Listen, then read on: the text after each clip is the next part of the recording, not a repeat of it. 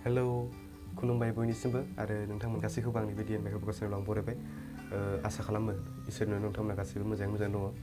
दिनैनि भिडिअ'आ जाहैबाय जोंनि बे आसाम नागालेण्ड बर्डाराव रायजो जाबोनाय बर' सुबुंफ्रा जयैनो लोगो नांनानै बेयाव जोबोद गाजा गोमजायै रंजालि बैसागु फोरबो खुंबाय थायो आरो देग्लाय जों 19थि खेब रंजालि बैसागु फोरबो बेयाव खुंफुंलांबाय। भिडिअ'खौ एसे लेटै आं आपल'ड खालामनाय जाबाय, बेनि थाखाय आं गिबियावनो निमाहा बिग्रोबाय। माखासे प्रब्लेमनि थाखाय आं भिडिअ'खौ आपल'ड खालामनो हायाखैमोन आरो भिडिअ'खौबो आं बारा गोलाव बानायनो हायाखिसै मानोना बेयाव गोबां प्रब्लेम फैदोंमोन। जेब्ला बे प्रग्रामा सोलिगासिनो दंमोन अब्ला बेनि सिगांनिफ्रायनो बेयाव माने जोबोद अखा हाबाय थादोंमोन, बेनि थाखाय माने कारेन्टआ प्रब्लेम होदोंमोन।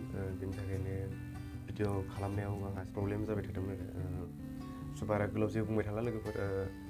खालि नोंथांमोननिफ्राय आं बेखौल' आसा फारिबाय, नोंथांमोना जुदि भिडिअ'खौ मोजां मोनोब्ला अन्नानै भिडिअ'खौ लाइक खालाम आरो कमेन्ट खालाम। लोगोसे नोंथांमोना गोदानब्ला आंनि बे चेनेलखौ साबस्क्राइब खालामलां, बेखिनिखौ नोंथांमोननिफ्राय आसा फारिबाय।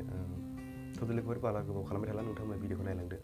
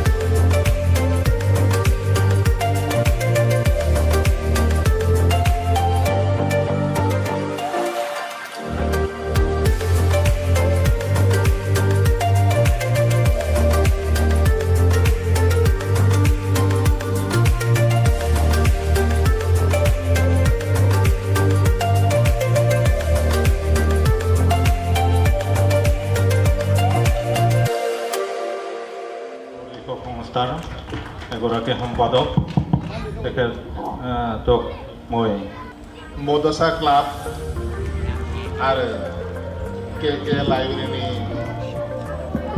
बानजायनायाव रंजालि नोगोर बे जयन्तिफोराव 19थि रंजालि बैसागु दिनैनि बे गेवलां मेलनि गाहाय आलासि बिथोनगिरि कलेज आरो इउनिभार्सिटिनि जौगाखां बिफान बड'लेण्ड मुलुग सोलोंसालिनि सार डक्टर दीनानाथ बसुमतारी सारखौ आं गावनि सिनायथिखौ दसे गसंनानै लानो थाखाय खरगंलायै खावलायहरबाय। लोगोसे जोंनि खुंफुं आफादनिफ्राय गांसे आर'नाइजों बरायनो थाखाय आं खावलायहरनाय जाबाय।